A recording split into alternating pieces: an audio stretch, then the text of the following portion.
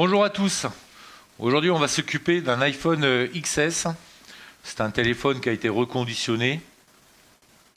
Vitre arrière remplacée, écran remplacé. Il est filmé de partout. Tout beau, tout neuf. En parfait état, esthétiquement. Il m'a été confié pour un problème de caméra arrière. Donc, problème de caméra arrière, c'est-à-dire que l'image, soit elle est quasiment inexistante, ou soit elle est noire, ou soit un peu à peine visible. Euh, voilà, je vais vous le brancher, comme ça vous verrez encore mieux. Allez, c'est parti. Il s'allume.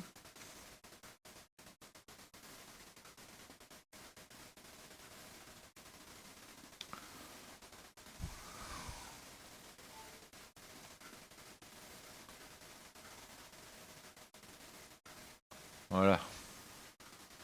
Donc quand je mets la caméra, batterie faible.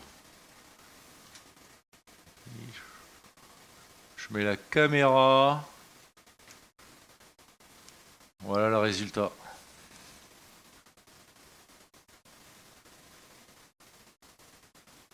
Noir.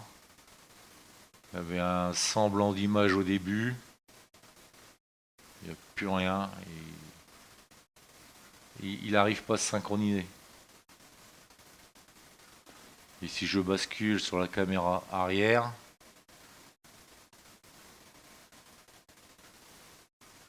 la caméra avant, pardon, ça fonctionne parfaitement. Je rebascule sur la caméra arrière. Plus rien. Donc, dans un premier temps, on va démonter l'écran. On va regarder l'état du connecteur. On va relever des valeurs, les valeurs sur le connecteur. Voir s'il n'y a pas quelque chose d'anormal. Et on avisera après. On fait ça maintenant. Donc voilà, l'écran est démonté. On va passer sous microscope. J'ai pas enlevé la carte mère pour l'instant. Pas utile. Pour faire d'abord le diagnostic. On passe sous le microscope. Allez, c'est parti.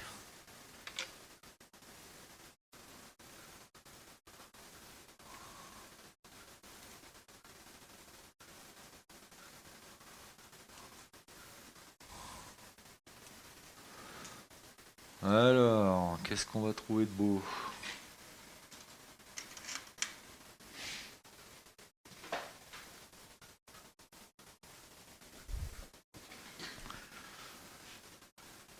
Alors, le connecteur de la caméra arrière, là. Oh, la languette qui tient.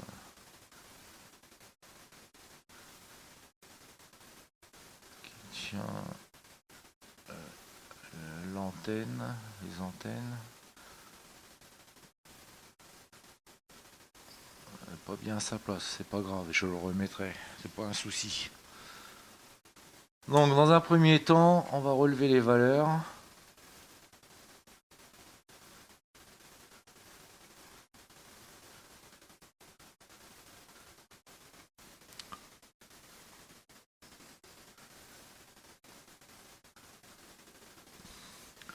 On va relever les valeurs du connecteur.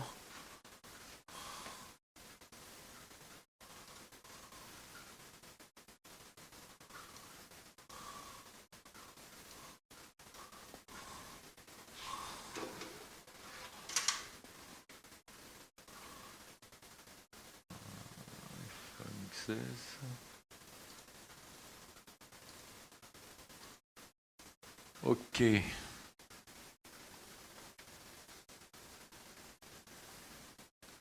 Bon. Alors.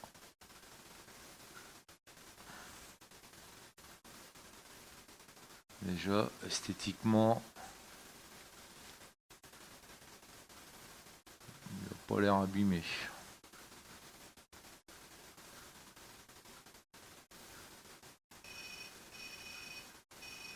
Voilà, ça bouge pas.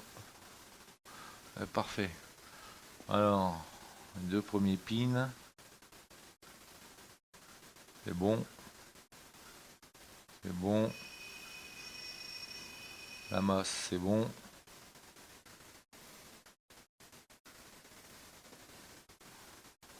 C'est bon. C'est bon.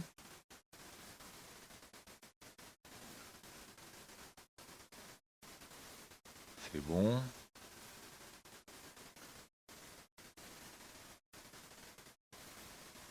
C'est bon. Une masse normale, c'est bon. OL, c'est toujours bon. OL, c'est toujours bon. Une masse, c'est bon. OL, c'est bon. OL, c'est bon. Ranger du dessous.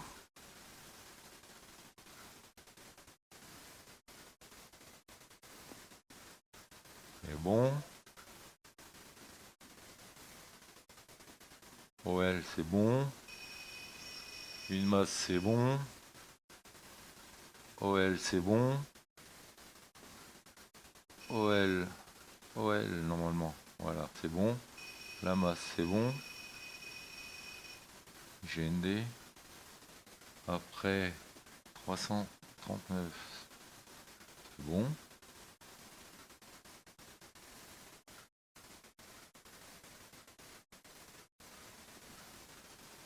Alors, là, je suis à combien là? 300.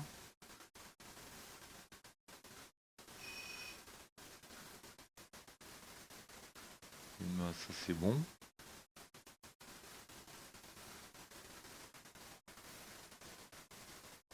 Là, déjà, c'est déjà plus bon. Je devrais être OL aussi. Après, c'est une masse. Ok. Et après. Ah. Pas bon. Court-circuit. Ça devrait pas sonner. Court-circuit. Là, c'est une masse. Ça, c'est normal. 539. 145, c'est bon. 591, 628, c'est bon.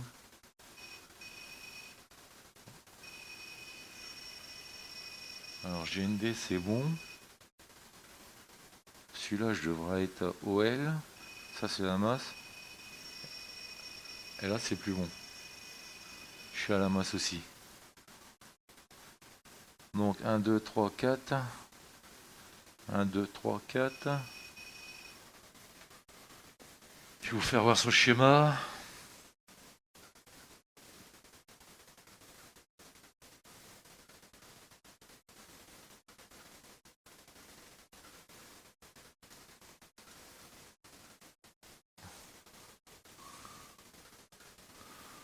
Alors sur le schéma, le pin 4, 1, 2, 3, la masse.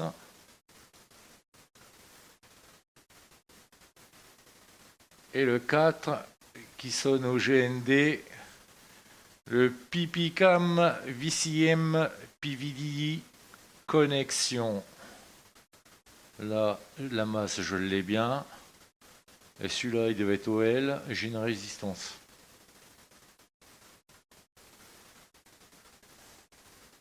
Donc là, on a un court-circuit. Court-circuit, condensateur, condensateur.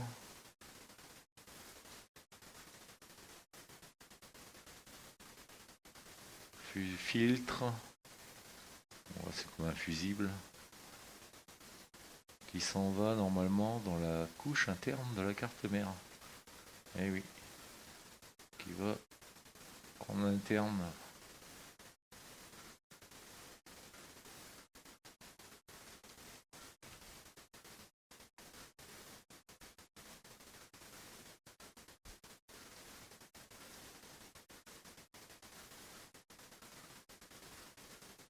Le 2 volts 85, c'est l'alimentation principale de la 2 volts 85, c'est l'alimentation principale, c'est la plus haute sur la caméra.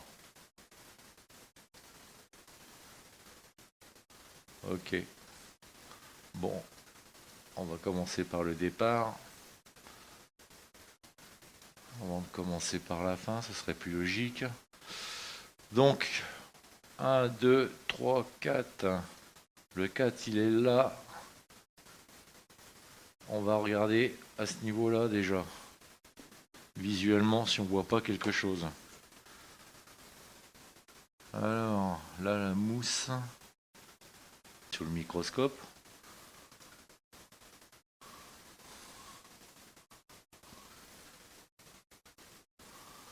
Vous verrez mieux. Donc je disais, j'ai enlevé la mousse de protection qui est là, de l'autre côté.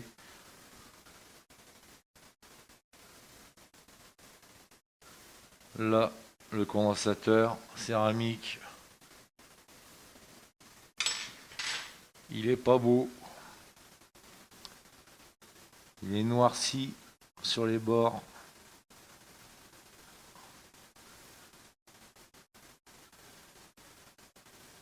En tout cas, il donne fortement l'impression.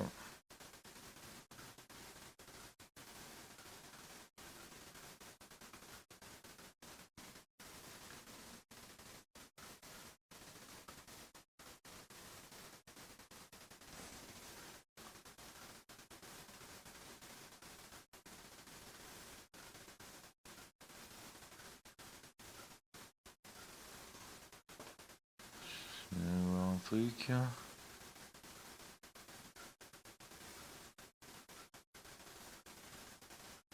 l'impression que la glu, elle a chauffé. La glu noire, elle a chauffé.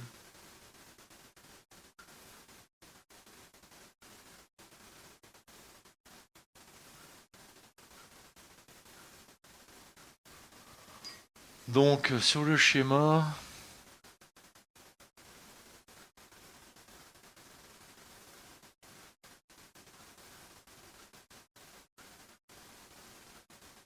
en tout cas, il donne l'impression.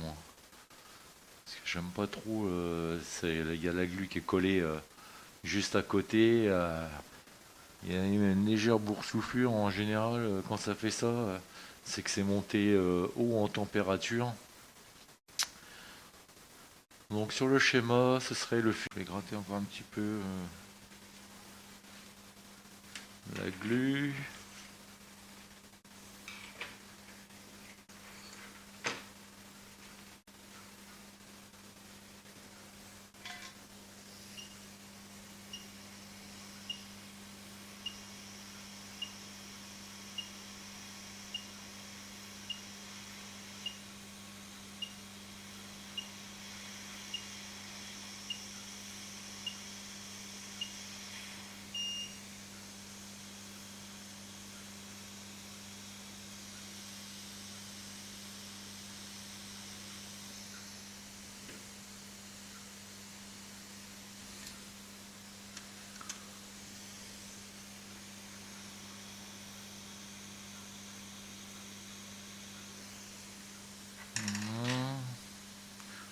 Ah, le blanc.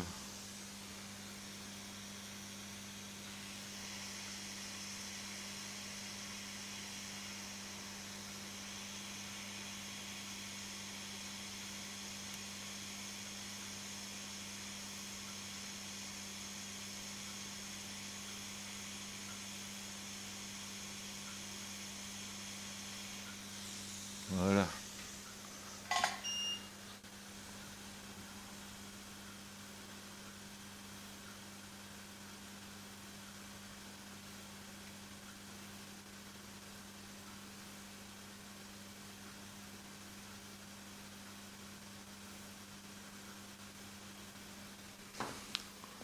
Il bougeait quand même assez facilement dans le coin où je voyais la glu un peu gonflée là. Où il y avait, c'est léger hein, au microscope, mais On le voit quand même avec l'habitude. Donc on va voir si c'était bien celui-là. En tout cas, ça y ressemblait fortement. Mais si c'est pas lui, c'est pas bien grave.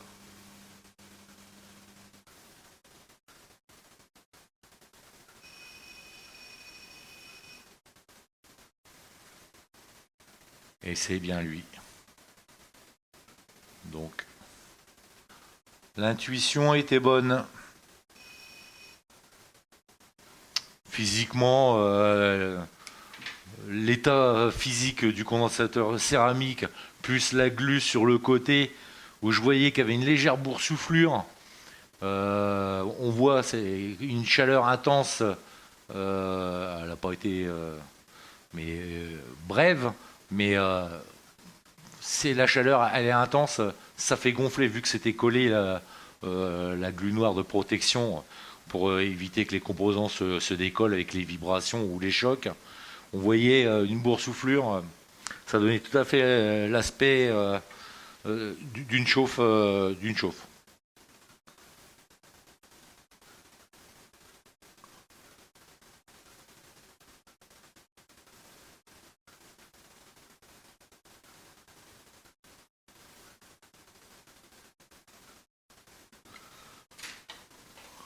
Donc au connecteur maintenant.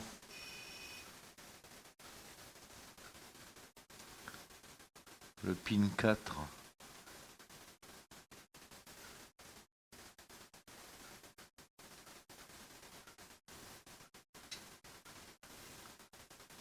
Un, 2, 3, 4. Voilà. Il n'y a plus de court-circuit. Et l'autre avant, c'était... Je sais plus si c'était le GND. Je crois que c'était un GND. Oui, c'est un GND. 1, 2, 3, 4. GND. Et voilà. Le pin 1, 2, 3, 4, 5, 6. OL maintenant. Il n'y a plus de résistance. Donc c'est nickel.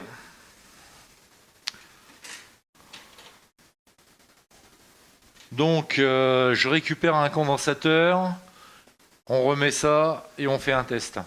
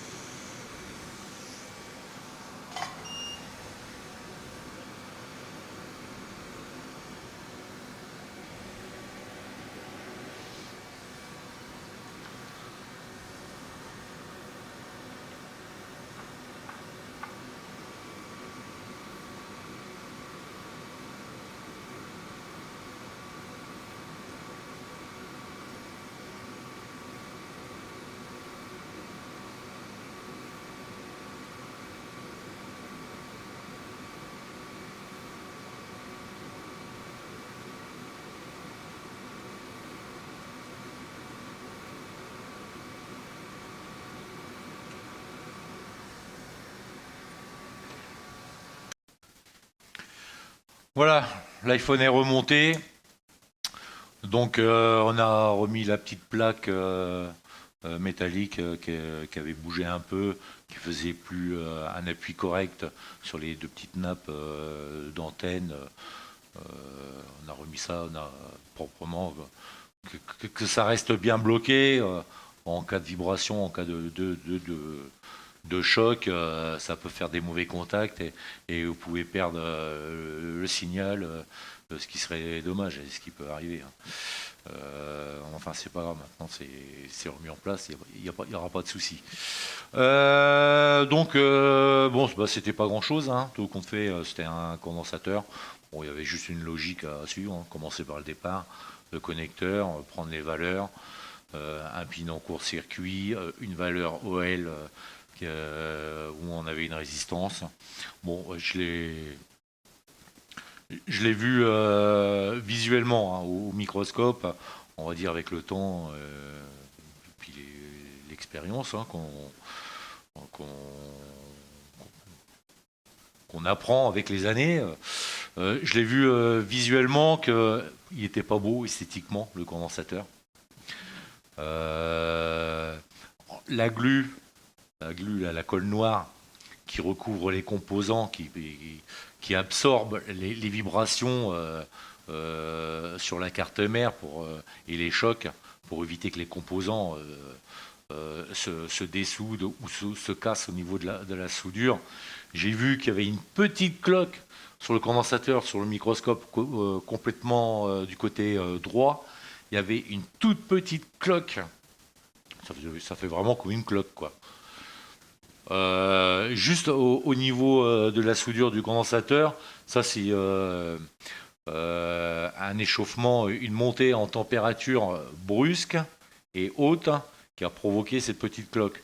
Donc au niveau esthétiquement quand je l'ai vu, plus la petite cloque, bon, j'étais pratiquement sûr que c'était ce condensateur. Bon, pas à 100%, mais bon, j'étais pratiquement sûr, donc je l'ai enlevé. Donc on a récupéré notre le court-circuit, il a disparu après le remplacement du condensateur.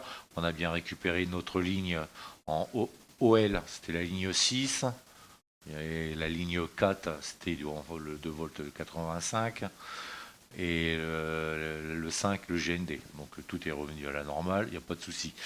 Par contre, petite précision, j'ai remplacé le condensateur sur la carte mère,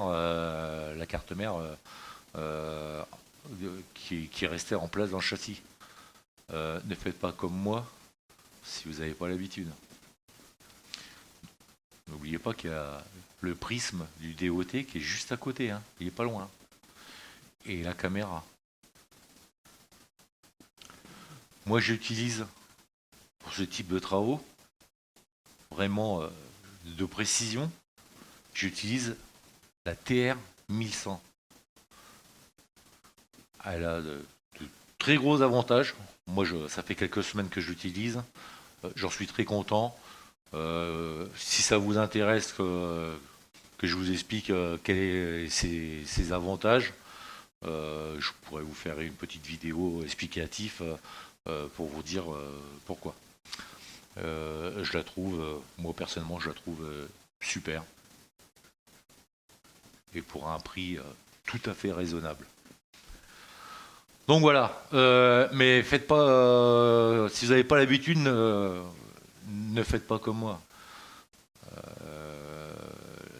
Le DOT, si jamais vous le brûlez, le prisme ou une caméra, là, la réparation, ça va vous coûter cher, quoi. Si jamais vous abîmez le DOT ou la caméra. Donc, voilà, je préfère préciser. Moi, je savais que je pouvais le faire, on va dire, avec un minimum de risque. Pour dire risque quasiment nul. Je dis bien quasiment, pas à 100%, mais voilà. Mais je ne l'aurais pas fait avec la Quick 861. On soit bien précis. Avec la TR 1100, oui. Mais pas avec la 861. Donc maintenant, on va le mettre en route et voir si tout refonctionne.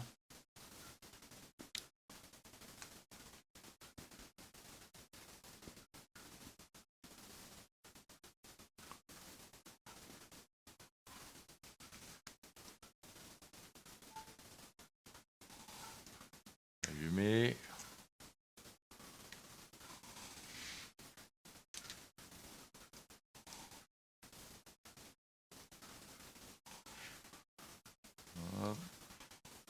Je verrai mieux avec l'écran à côté, c'est plus grand.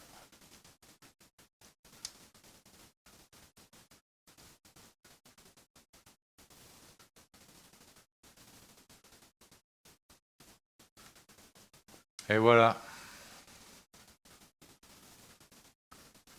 Bon, c'est un peu flou, mais c'est normal, hein. C'est le film de protection, hein, je ne vais pas l'enlever, mais c'est ça qui fait, qui donne l'impression que l'image elle est floue, hein. C'est le film, hein. En plus, réflexion de lumière, la lumière de l'écran et tout, donc c'est ça qui fait cet effet flou, mais l'image, voilà, bien fluide, pas de souci. Changement de caméra, voilà, pas de souci. Voilà. Récupérer la caméra, je vais voir un truc. Vous voyez, là, je sais pas si vous le verrez, mais là on voit bien le DOT qui clignote, hein. Donc le DOT il a aucun souci, hein. Je le vois directement comme ça, j'ai même pas besoin de faire le test. Je vois que le DOT, là on vient de voir que les caméras fonctionnaient parfaitement. Là le DOT, ils font clignotent plus, c'est normal. Vous voyez, le DOT il clignote, donc il n'y a pas de raison que le Face ID ne fonctionne pas. Mais on va le tester quand même.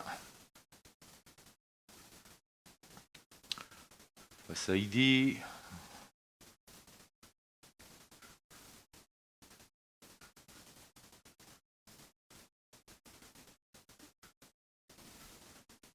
Hop. Voilà, ça fonctionne parfaitement. Annuler. Retour. Donc voilà, problème solutionné. Il va pouvoir retourner chez son propriétaire. En espérant que cette vidéo vous a plu. Et à la prochaine.